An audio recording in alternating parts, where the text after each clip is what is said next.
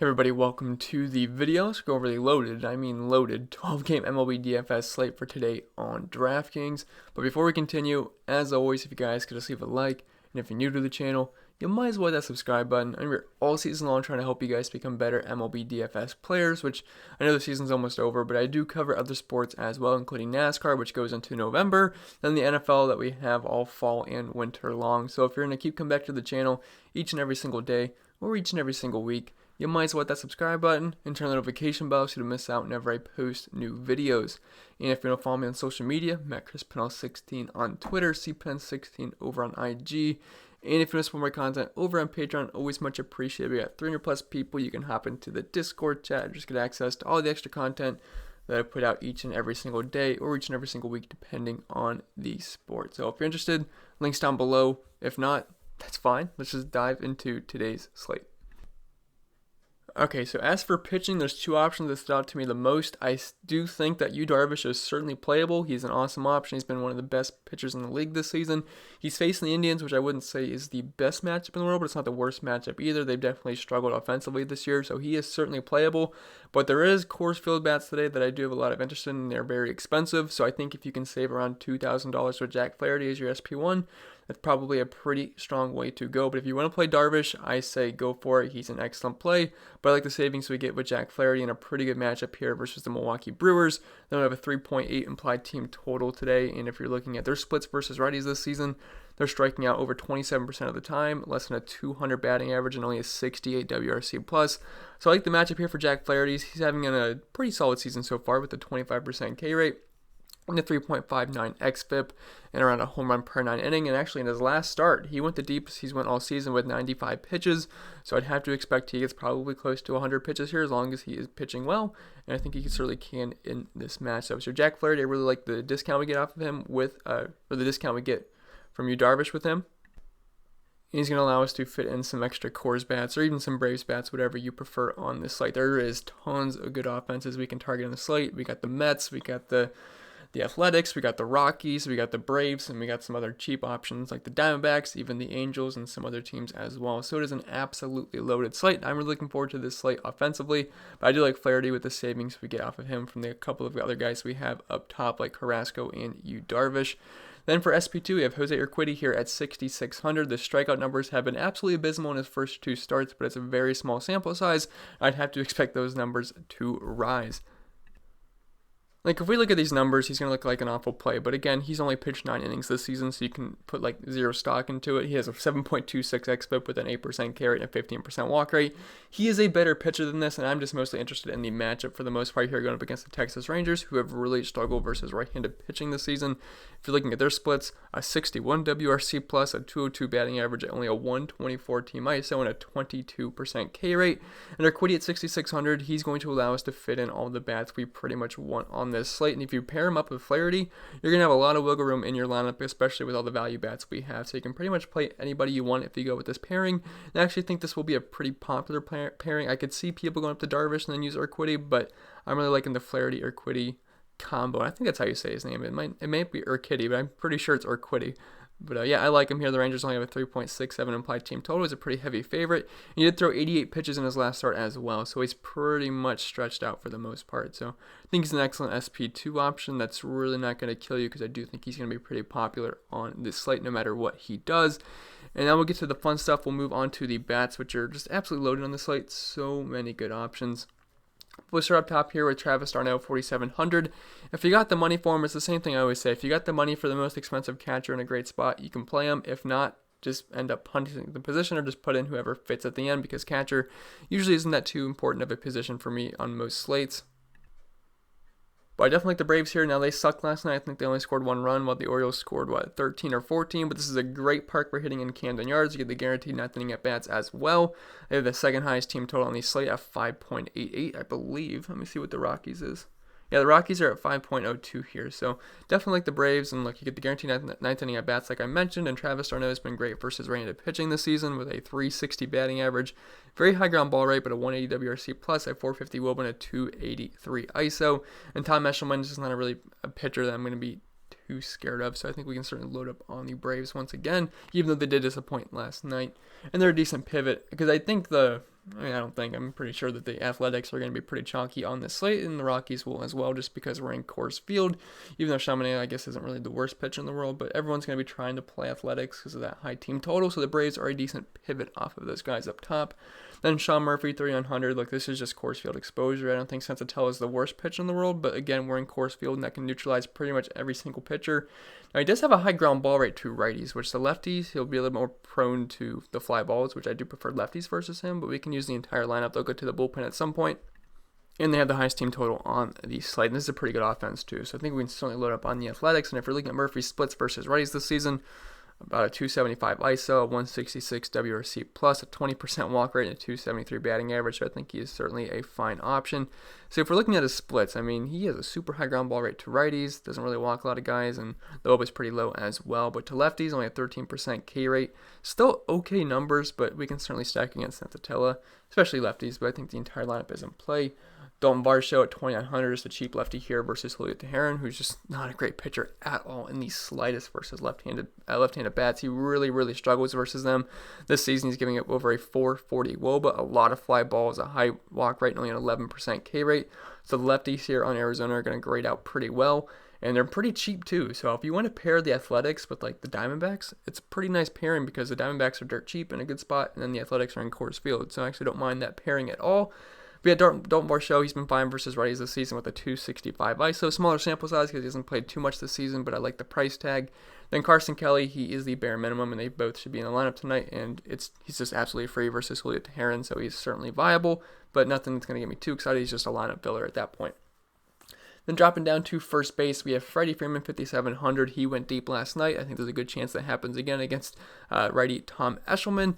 And Freddy Freeman, he just crushes right-handed pitching with over a 200 WRC plus, a 360 batting average, only a 12% carry, and just elite numbers all around. I love the Braves on this slate, and Freddy Freeman's my top choice if I had to pick one Braves bat. So definitely like Freddy Freeman. Matt Olson, 5,300. Here's a lefty versus Antonio Sensatella. If you're looking at Olson's splits this season, the batting average is horrendous. 212 to lefties and 197 to righties, but the guy's got plenty of power, a 271 ISO to righties and a 303 ISO to lefties, so no matter who they bring in the bullpen, I think he'll be fine either way. Does strike out quite a bit, but we got a lefty versus Sensatella in Coors Field, so he's going to be one of the top options on the entire slate, so definitely like Matt Olson. Then Paul Goldschmidt, 4,800. He crushes in Milwaukee. I don't know what it is. He just likes that stadium.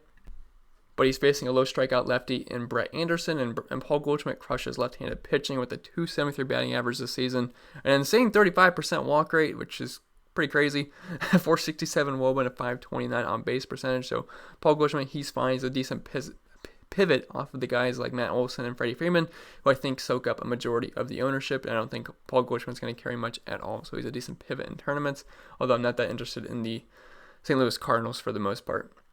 Then Miguel Cabrera, 3,000 if you need some salary relief. There's some other good salary relief options as well, but I like Miggy here versus lefty. He's got some pretty good numbers versus them this season. The power numbers, not really there at 161 ISO, but a 460 on base percentage, a 172 WRC plus, and a 355 batting average, which is pretty darn good. So I think Miguel Cabrera at 3,000 is a decent value option if you need him. But I'm kind of liking the spend up options here at first base in either Freddie Freeman or Matt Olson, so I'd probably look to find value elsewhere, maybe at second base or even third, because there's some good value options there. Then second base, we have Tommy La Stella at 5,000, just another lefty here versus Antonio Sensatella. And La Stella, he's a guy that does not strike out. He's been an elite contact hitter versus lefties and righties. Only a 5.8% strikeout rate to lefties this season and a 4% strikeout rate to righties. And Sensatella is a low strikeout pitcher as it is. So there's going to be contact to be made here. We're in Coors Field. I like La Stella quite a bit. I think he's a fine option. A 200 ISO to righties this season, 300 batting average, a lot of ground balls, but I think he's fine. I know he's pretty expensive, but leading off for the best stack on the entire slate. Then Ozzie Albies at 4,400, going to be hitting at the bottom of the order, but just another Braves bat versus Tom Eshelman, which are one of the best stacks on the entire slate. Not a lot of numbers here to look at because he hasn't played too much this season, so I'm not even going to waste my time doing that, but Ozzie is fine if you're stacking Braves. Then Josh Rojas at 3,200 should be leading off here versus Julio Teheran as a lefty. And look, if you're a lefty versus Teheran, you're going to have interest for me. And look, he's leading off. He's dirt cheap at 3,200. If you're looking at splits versus righties this season, there's really not much to look at, but 250 batting average, not great. 0 ISO, again, smaller sample size, so you can't really put too much stock in here, but I like the matchup. He's cheap, he's leading off. potentially, and I think he's a fine option. Then dropping down to third base, we have Nolan Arenado, 5,500, facing a lefty in Coors Field, and Chaminade. Chaminade is not a bad pitcher, but he can certainly someone we can target, especially in Coors Field with guys like Trevor Story and Nolan Arenado, and even Charlie Blackmon. If you're looking at his numbers, he's giving up over a 350 WOBA to righties this season and less than a 20% K rate. Not really walking guys, but he is giving up quite a bit of fly balls, and we're in Coors Field. Arenado crushes lefties, so I think he's totally fine. Now, the only issue with using the Rockies is that the Athletics have a very good bullpen. They have like a 3.3 xFIP on the season. So that's the only issue with stacking them, because it's not going to get much better once they bring in the bullpen if they can get them in early. So that kind of hampers the upside with the Rockies stack. So I much prefer the Athletics if you're looking in this game. But I think the Rockies are fine in tournaments. But for the most part, you'll see me with not using Rockies too much in cash games. Maybe Trevor Story because it's Trevor Story. But even then, you can save $500 with Marcus Semien. So we'll see, but I feel like they're better reserved for tournaments today. Anthony Rondon, he's facing whatever's left of Madison Bumgarner at this point. He just really struggles versus right-handed pitching. And the Angels do have a team total of near 6 today. So Vegas definitely likes them, and I like them as well. I do not have Mike Trout listed here just because I like Acuna, Blackmon, and those guys up top. But it's still... Okay, I take that back. I paused the video and I put Mike Trout on there because it's probably dumb to not have Mike Trout listed. And I just realized I put him over Charlie Blackmon when he's a little bit more expensive. So that was another mistake as well. But we'll get there when we get there. But anyway, I think I was talking about Anthony Rondon. He's great versus left-handed pitching. Madison Bumgarner just doesn't really have it versus the righties anymore. Like this season, he's got a 38% carry to lefties, which is good, but a 450 WOBA to righties, a 9% K rate, and a lot of fly balls as well. So we can certainly use righties here versus Madison Bumgarner. And then, I'm not sure how to say this name. I think it's Vimail Machine. Maybe. Close enough. But he's in Coors Field. He's only 3,000. And he's a cheap lefty here versus Antonio Sensatella. We don't have any numbers to look at, so I'm not going to go really into it. But he's fine as a cheap option in Coors. And then dropping Darius, we're still at third base. We have Josh Van Meter. He is the bare minimum. Should be hitting near the top of the order here for the Diamondbacks. And he's a lefty versus Julio Teheran. And that's what I'm saying. It's not going to be too hard to fit in like a Jack Flaherty because we have Jose Urquidy at SP2. And we have a lot of good options for the Athletics, but we can just really punt a lot of these Diamondback guys who are in a pretty good spot on this slate. Like Rojas is cheap, Van Meter's super cheap, Varsho's really cheap, so it shouldn't be too hard to fit in the Athletics if we choose to do so, or even the Braves on this slate. So, or even the Angels, who are pretty expensive, and Mike Trout and Anthony Rondon. So we should pretty much be able to do whatever we want on this slate. Those slates are always pretty fun. But anyway, yeah, Josh Van Meter, he's got some decent pop versus righties. He's not going to hit for a high batting average, but I think he's a fine option. And then if we go down to Trevor Story, 5,600, going up against a lefty in Chaminade. Trevor Story has absolutely crushed left-handed pitching this season. He's got a 341 ISO, a 481 on base percentage, and a 342 batting average with only a 28% ground ball rate, so he's keeping the ball in the air. But, man, I don't know. I don't love the Rockies here because the Athletics bullpen is pretty good, and I don't know, it just doesn't get me too excited. But Trevor Story versus lefty in Coors is obviously going to grade out as a very strong play. So if he could do his damage versus Chaminade, I mean, that might be the best case scenario. But we'll see. I still think he's a fine option, though. And then Marcus Semien, 5,100. I'd probably rather go here in cash games just because I like the Athletics lineup quite a bit more. And they have a team total of nearly 2 runs higher than the Rockies. But Semien's fine versus lefties and righties. If you're looking at his numbers versus lefties, he's got a 222 ISO with the pretty gross 185 batting average, but versus righties, the numbers actually don't get too great, but he's still a pretty solid hitter the past couple of seasons, even though the numbers aren't too strong this season. And I just love all the Athletics for the most part here in Coors Field. So Semien's fine at 5,100. Didi Gregorius at 4,400. Really haven't mentioned any of the Phillies, but we can certainly target lefties against Rick Porcello. Porcello is just not a very good pitcher these days. Now, they have a pretty low team total at 4.47. I thought that'd be a little bit higher, but JT Realmuto being out of the lineup is definitely going to hurt it a little bit. But Didi's fine here. He's a really high contact hitter versus righties. If we're looking at his splits, he's got more power versus lefties this season with a 356 ISO. But if we're looking at his numbers versus righties, over a 300 batting average, only a 7% K rate. The power numbers are only at 117 for the ISO. But overall, I think he's fine at 4,400 if you need a mid-range shortstop. And if you're going cheap, Adalberto Mondesi has been swinging a hot bat at 3,600. He's been pretty good versus lefties this season, and Matthew Boyd really hasn't been crazy impressive. Now, I don't think he's a guy that I really want to stack against for the most part, but Mondesi versus lefties, he's got over 300 ISO this season with a 273 batting average. Doesn't really walk and does strike out quite a bit and gets a lot of ground balls, but I like the price tag, and he has been doing pretty well recently, and he's been moved up to the top of the order, so Mondesi's fine at 3,600. Then dropping down to the outfield, we have Ronald Acuna at 6,000. I like all the Braves here. I feel like they're more for tournaments because Athletics probably the way you want to go in cash games, but definitely have Acuna here versus Eshelman, and he's been crushing right-handed pitching this season with a 4.11 ISO, a 4.72 WOBA, 7.11 slugging, and a 300 batting average. So if you got the money for Acuna or if you're stacking Braves, he's an elite option. Charlie Blackmon is a tournament option only, but people are going to be shy away from this lefty-on-lefty matchup. But Blackmon's been pretty good versus lefties this season with a 4.64 batting average, a 5.08 on-base percentage, 161 ISO, but overall he's been hitting lefties very, very well. So I think he's fine in tournaments if you are stacking the Rockies, but overall I prefer the Athletics side of this game. Then Mike Trout, 5,900. I didn't originally have him on here because he's been kind of struggling versus lefties this season with only a 175 ISO, 225 batting average. But Madison Bumgarner's pretty dusty to righties these days, and look, I like the Angels on this slate. They have a team total of near 6, and Mike Trout is the best player in baseball, so he has certainly played here versus Madison Bumgarner, who has struggled with right-handed bats. And there's no better right-handed bat in the league than Mike Trout. Michael Conforto, 4,800. He was on fire recently. He's a lefty here versus Jake Arrieta. I think recently I did play him versus Jake Arrieta, and I believe he went deep. I think that was like a Friday night a couple of weeks ago or maybe last week. But like Conforto versus righties, Jake Arrieta just is not good at all versus right-hand or left-handed bats. Apologize. But if you're looking at Conforto's numbers this season, he's got a 371 batting average to righties, a 3% fly ball rate, 229 ISO, a 447 WOBA, and 185 WRC plus with a 600 slugging. And Jake Arrieta is a guy that's going to struggle with left-handed bats. So Conforto, I think, is a fine option if you can't get to the guys up top. Mark Canha, this is just Coors Field exposure. The next 3 guys I don't really have to go into in depth here. It's just guys I want in Coors Field if you want to get some mid-range options. So Canha, he's fine option. Grossman, fine option at 4,300. Then Laureano at 4,300. These guys are pretty much all similar plays, and they're fine because they're in Coors Field versus Santatella, and they have the highest team total on the slate.